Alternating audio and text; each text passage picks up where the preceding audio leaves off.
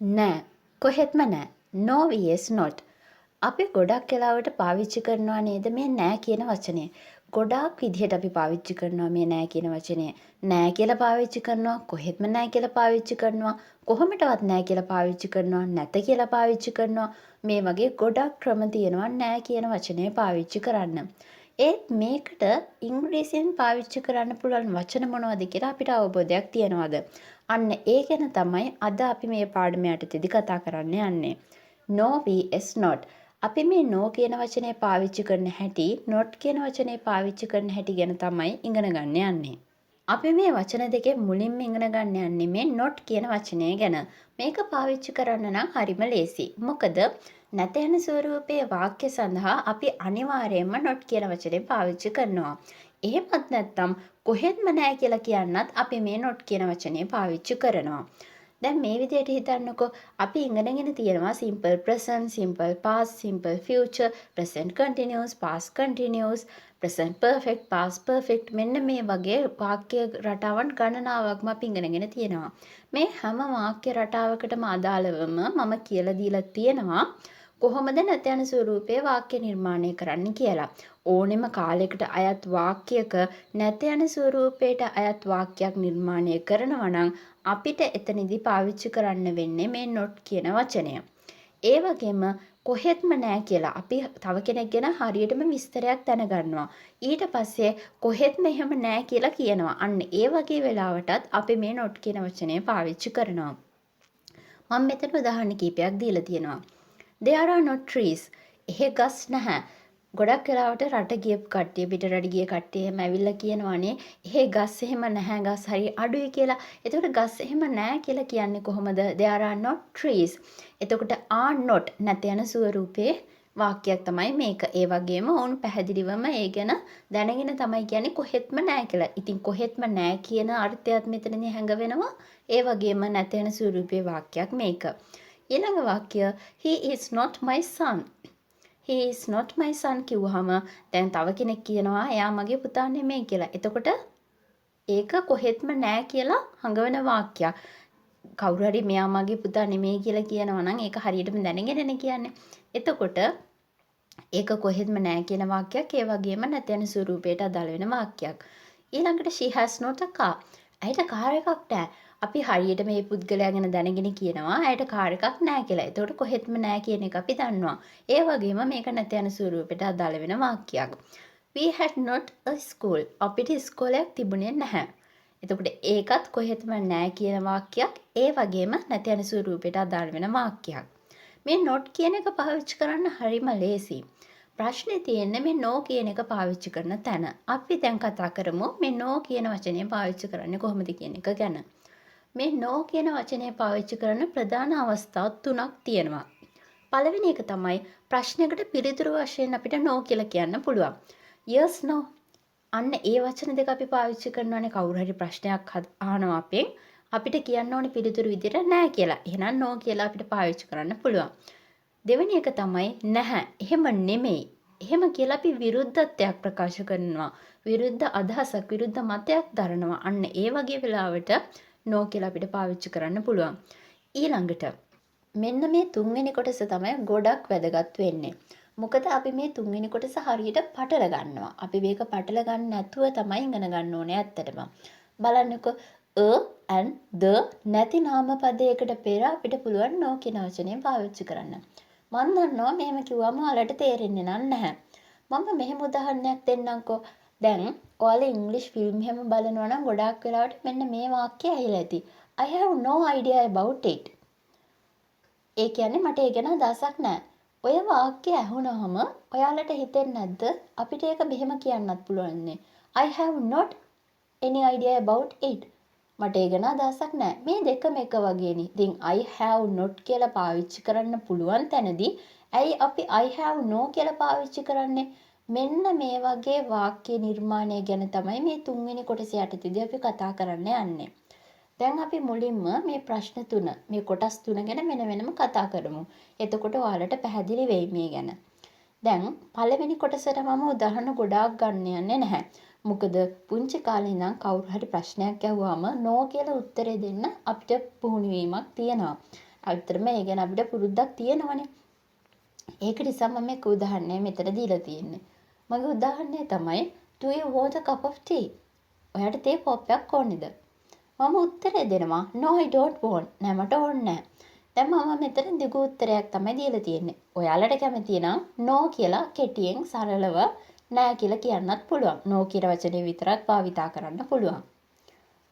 දෙවෙනි කොටස තමයි අපි විරුද්ධත්වයක් ප්‍රකාශ කරනවා, විරුද්ධ මතයක් ප්‍රකාශ කරනවා. අන්න ඒක කරන්නේ කොහොමද? බලන්නකො මේ දෙවෙනි උදාහරණය. කවුරු හරි කෙනෙක් මට අදහසක් දක්වනවා she is a good girl. ඇය හොඳ ගැහැණු ළමයෙක් කියලා. දැන් මට තියෙන ඊට වඩා විරුද්ධ අදහසක් මේ ගැන. එතකොට මට කියන්න පුළුවන් no she is a bad girl. නැහැ. ඇය නරක ගැහැණු ළමයෙක්. එතකොට මගේ විරුද්ධත්වය ප්‍රකාශ කරද්දී මම no කියන වචනය මුලින්ම පාවිච්චි කරලා ඊට පස්සේ මගේ අදහස ඉදිරිපත් කරනවා. අන්න ඒ විදිහට අපිට පුළුවන් අපේ විරුද්ධ මතය ඉදිරිපත් කරන්න. දැන් පළවෙනි කොටසත් අපි කතා කරා, දෙවෙනි කොටසත් පැහැදිලි කරගත්තා. දැන් තුන්වෙනි කොටස ගැන තමයි අපි ලොකු අවධානයකින් කතා කරන්න ඕනේ. අපි මේක උදාහරණයක්ම පොඩ පැහැදිලි කරගමු. පළවෙනි උදාහරණය තමයි මම දීලා තියෙන්නේ I have not a brain. මොකක්ද ඒකේ තේරුම? මට මොළයක් නැහැ. I have not a brain කියන්නේ මට මොළයක් නැහැ කියන අර්ථය. එතකොට මේක අයිති වෙන්නේ present perfect වාක්‍ය රටාවට. දැන් සාමාන්‍යයෙන් අපි තව කෙනෙක් එක්ක කතා කරද්දී මොකක් හරි මෝඩ වැඩක් කරාට පස්සේ සමහර වෙලාවට අපි මේ වගේ වාක්‍ය කියනවනේ. මට මොළයක් නැහැ කියලා. හැබැයි ගොඩක් වෙලාවට ඔය වාක්‍ය අපි කියන්නේ අයියෝ මට මොළේ නැහැ කියලානේ. මට මොළයක් නැහැ කියලා කියන්නේ නැහැ. ඉතින් මට මොළයක් නැහැ කියලා කියන වාක්‍ය කියන්න නම් ඉංග්‍රීසියෙන් හරිම ලේසි. I have not a brain කියලා අපිට කියන්න පුළුවන්. අපි කොහොමද මට මොළේ නැහැ කියලා කියන්නේ? එහෙනම් a brain කියන කොටසින් අපි මේ a කියන කොටස ගලවලා දාන්න ඕනේ. එතකොට මොළේ කියන කොටස විතරයි ඉතිරි වෙන්නේ. මෙතනම පහලින් තියෙන දෙවෙනි වාක්‍ය බලන්නකෝ. I have no brain. මට මොළේ නැහැ. එතකොට මම මෙතනදී දෙවනි වාක්‍යයේදී brain කියන එක ඉස්සරහට කියන වචනේ පාවිච්චි කරලා තියෙනවද? නැහැ. අන්න ඒතනට මම පාවිච්චි කරලා තියෙන්නේ no කියන වචනේ. I have no brain. මට මොළයක් නැහැ. එතකොට නාම පදයකට කලින් and the කියන වචන තුනෙන් එකක්වත් නැත්නම් අන්න එතනදී අපිට no කියන වචනය පාවිච්චි කරන්න පුළුවන්. දැන් ඔයාලා කැමති නම් I have not a brain කියලා කියන්න පුළුවන්. ඒකේ වැරද්දක් නැහැ. හැබැයි ඉංග්‍රීසි කතා කරනකොට ලස්සනයි I have no brain කියලා කිව්වොත්. ඊළඟට මගේ දෙවෙනි වාක්‍යය තමයි she has not a power. ඇයට බලයක් නැහැ. ඔයාලා කාටුන් එහෙම බලනවා නම් අන්න ඒ වගේ වෙලාවට මේ වාක්‍යය හුඟක් ඔයාලට ඇහෙන්න ඉඩ තියෙනවා. ඇයට බලයක් නැහැ කියලා තමයි පළවෙනි වාක්‍යය දීලා තියෙන්නේ she has not a power කියලා. එතකොට a power කියන්නේ බලයක් කියන තේරුම. දැන් a power කියන කොටසින් මම a කියන වචනය අයින් කරොත් ඒකේ තේරුම තමයි power, ඒ කියන්නේ බලය. a power කිව්වොත් බලයක්, a කියන කොටස අයින් කරොත් බලය, power කියන එක විතරයි ඉතිරි වෙන්නේ. එතකොට ඇයට බලය නැහැ කියලා මං කියන්නේ කොහොමද? ඇයට බලයක් නැහැ කියලා නෙමෙයි, ඇයට බලය නැහැ කියලා මං කොහොමද කියන්නේ? She has no power. ඇයට බලය නැහැ. ඇයි මෙතනදී මම no කියලා පාවිච්චි කරේ? ඒකට හේතුව තමයි power කියන වචනේ ඉස්සරහා a කියන වචනේ නැහැ. and කියන වචනේ නැහැ. the කියන වචනේත් නැහැ. අන්න ඒ වගේ වෙලාවට අපිට no කියලා පාවිච්චි කරන්න පුළුවන්.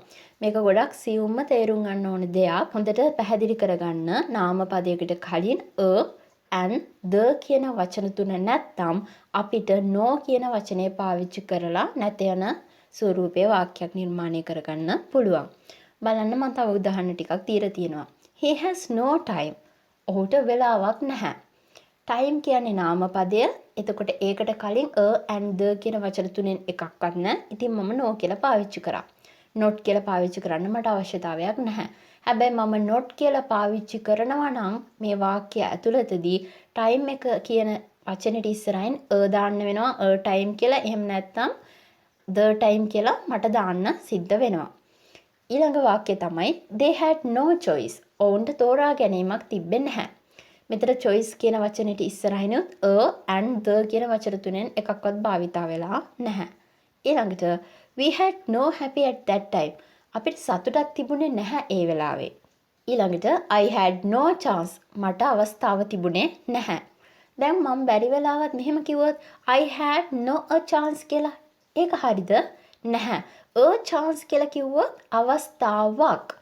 හැබැයි මෙතනදී මම a කියන වචනේ පාවිච්චි කරලා නැහැ. මම පාවිච්චි කරලා තියෙන්නේ chance කියන වචනේ විතරයි. එතකොට ඒකේ තේරුම අවස්ථාවක් නෙමෙයි අවස්ථාව. I had no chance කිව්වොත් මට අවස්ථාව තිබුණේ නැහැ.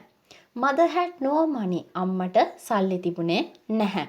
ඇයි මේ money කියන, ඒ කියන්නේ මුදල් කියන වචනෙට කලින් a and the කියන වචන තුනම නැති නිසා තමයි මම no කියන වචනය පාවිච්චි කරලා තියෙන්නේ. ඊළඟට මේක අමතර කොටසක් පාඩමේ. හැබැයි ඔයාලා ඉගෙනගෙන ඉන්න ඕනේ මේ කොටස. no කියන වචනෙට මම එකතු කරලා තියෙනවා way කියන වචනේ. no way ඉඩක් නැහැ. මේ වගේ වචන අපි භාවිතා කරනවද කතා කරද්දී? ඔව්, කතා කරන්න අපිට සිද්ධ වෙනවා. බලන්නකෝ. එක් පුද්ගලෙක් කියනවා she is going to kill him. අය යන්නේ ඔහුව මරන්න. කවුරු හරි කාන්තාවක් පෙන්නලා කියනවා අය යන්නේ ඔහුව මරන්න කියලා. හැබැයි ඔයා දන්නවා ඒ කාන්තාව හරිම හොඳ කෙනෙක් කියලා. ඒ ගෑල් ළමයා හරිම හොඳ කෙනෙක් කියලා. එහෙනම් ඔයා කියනවා no way she is a good girl. ඉඩක් නැහැ. ඇය හොඳ ගැහණු ළමයෙක්. ඒ වගේ දෙයකට ඉඩක් නැහැ කියන අර්ථය තමයි මේ no way කියන එකෙන් ඉස්මතු වෙන්නේ. ඊළඟට I think he is interested about you. මම හිතනවා ඔහු ඔයා ගැන උනන්දුයි. එහෙම කියලා වගේ යාළුවේ තව කවුරු හරි පුද්ගලෙක්ව පෙන්නනවා. ඒ වෙලාවට ඔයා හොඳටම දන්නවනම් ඒ පුද්ගලයාට ගැහණු ළමයෙක් ඉන්නවා කියලා ඔයාට මෙහෙම කියන්න පුළුවන්. No way he has a girlfriend. ඉඩක් නැහැ. එයාට ගැහණු ළමයෙක් ඉන්නවා. ඊළඟ උදාහරණය. I want to be a teacher. මට ටීචර් කෙනෙක් වෙන්න ඕනේ. ඔයා මෙහෙම කියනවා යාළුවෙක්ට. ඔයාගේ යාළුවා විහිළුවට වගේ කියනවා no way you can't teach. ඉඩක් නැහැ. ඔයාට ටීච් කරන්න බෑනේ කියලා කියනවා. එතකොට මේ no way කියන එකේ තේරුම තමයි ඉඩක් නැහැ කියන එක. දැන් අපි මේ no කියන එකයි not කියන එකයි පාවිච්චි කරන්න පුළුවන් අවස්ථා ටික මොනවද කියන එක ගැන අවබෝධයක් ලබා ගත්තා. මේක නැවත නැවත බලන්න ඔයාලට අවබෝධ වෙයි කොතනදීද හරි විදිහට no කියන වචනේ not කියන වචනේ පාවිච්චි කරන්න ඕනේ කියන එක ගැන. අපේ YouTube channel එකේ තියෙන videos බලලා ඉංග්‍රීසි ඉගෙන ගන්න පුළුවන් වගේම ඔයාලගේ spoken English knowledge එක තවදුරටත් දියුණු කරගන්න පුළුවන් වෙන විදිහේ DVD පටයක් අපි නිර්මාණය කරලා තියෙනවා. මේ DVD එක මිලදී ගන්න ඔයාලා කැමති නම් මේ තිරේ දිස්සන දුරකථන අංකයට text message මගින් හෝ WhatsApp message මගින් අපිට මැසේජ් එකක් යොමු කරන්න. ඒ මගින් ඔයාලට අවශ්‍ය තොරතුරු ලබා ගැනීමේ හැකියාව තියෙනවා. ඒ වගේම අපේ YouTube channel එකට ඔයාලා කැමති නම් අපේ YouTube channel එක subscribe කරන්න, යාළුවන්ටත් බලන්න, share කරන්න.